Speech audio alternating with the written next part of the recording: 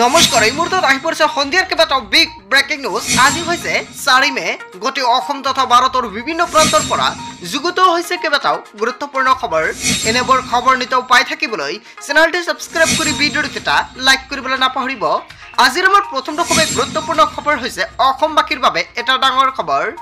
নিৰ্বাচনী বিধি উলংঘনৰ অভিযোগ অমিত শাহৰ বিৰুদ্ধে হয় বন্ধুসকল। অভিযোগত অমিত শাহৰ বিৰুদ্ধে গোচৰ ৰুজু কৰা হৈছে।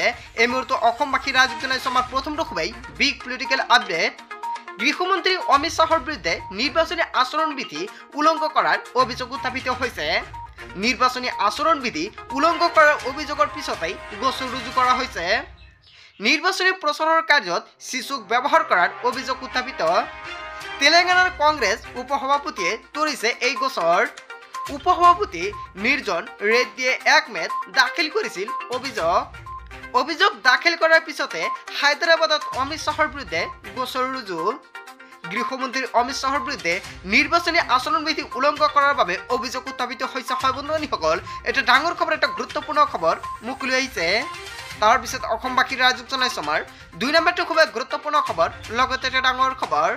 3 দিন ধৰি 46খন ৰেলত চলাচল বাতিল। এই মুহূৰ্তে অসমবাসীৰ ৰাজীৱ জনাইছে আন এটা বিগ ব্ৰেকিং নিউজ। হাহাকাৰ পৰিস্থিতিৰ সৃষ্টি হৈছে।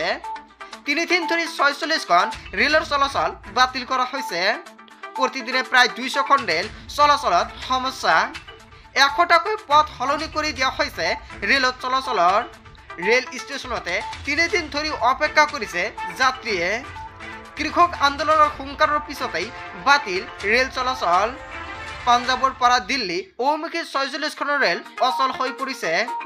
কৃষকৰ ৰেল আন্দোলনৰ বাবে হাহাকাৰ অৱস্থা। হয় বন্ধুসকল, এটা ডাঙৰ খবৰ, এটা গুৰুত্বপূৰ্ণ খবৰ মুকলি আহিছে। তাৰপিছত অসমবাসী ৰাজীৱ জনাইছে আমাৰ 3 নম্বৰটো খুবেই গুৰুত্বপূৰ্ণ খবৰ, লগতে এটা ডাঙৰ খবৰ।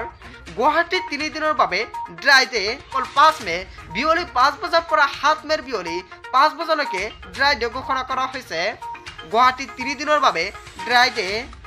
5 মেৰ বিয়লি 5 বজাৰ পৰা 7 মেৰ বিয়লি 5 বজালৈকে ড্ৰাই ডে ঘোষণা কৰা হৈছে। মহানগৰীত ড্ৰাই ডে ঘোষণা প্ৰশাসনৰ। তৃতীয় পৰ্যায়ৰ নিৰ্বাচনৰ বাবে ড্ৰাই ডেত এই নোটিছ জাৰি কৰিছে। 5 মেৰ বিয়লি 5 বজাৰ পৰা 7 মেৰ বিয়লি 5 বজালৈকে ড্ৰাই ডে ঘোষণা। 7 মেৰ নিৰ্বাচনৰ বাবে ড্ৰাই ডে ঘোষণা কৰিছে কামৰূপ জিলা প্ৰশাসনৰ তৰফৰ পৰা। ড্ৰাই ডেৰ সময়ছোৱাত বন্ধ ৰাখিব লাগিব খুৰাৰ বিপণী। খুৰা ক্ৰয় বিক্ৰয়ত জাৰি নিষেধাজ্ঞা। গুৱাহাটীত 3 দিনৰ বাবে ড্ৰাই ডে ঘোষণা। হয় বন্ধুসকল, এটা ডাঙৰ পন্থা হাতত লৈছে প্ৰশাসনে। ইয়াৰ বিষয়ত জনতাই কি ক'ব? তাৰপিছত অসমবাসী ৰাজীৱ জনাইছে আমাৰ 3 নম্বৰটো খুবেই গুৰুত্বপূৰ্ণ খবৰ, লগতে এটা ডাঙৰ খবৰ। আল্লাহৰ ওচৰত দোৱা হাজাৰ হাজাৰ মুছলমানৰ। বৰষুণ বিচাৰি দোৱা প্ৰাৰ্থনা। হয় বন্ধুসকল, এটা ডাঙৰ খবৰ, এটা গুৰুত্বপূৰ্ণ খবৰ।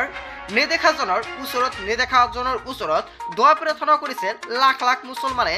বন্ধুসকল, প্ৰথমতে আপুনি কমেণ্ট কৰি জনাওক আপোনাৰ ৰাজ্যত বৰষুণ হৈছে নেকি? যদি বৰষুণ হোৱা নাই তেনেক্ষেত্ৰত কিমান ডিগ্ৰী তাপমাত্ৰা হৈ আছে এতিয়া আপোনাৰ ৰাজ্যত, নিশ্চয় কমেণ্ট কৰি জনাব। আল্লাহৰ ওচৰত দোৱা হাজাৰ হাজাৰ মুছলমানৰ।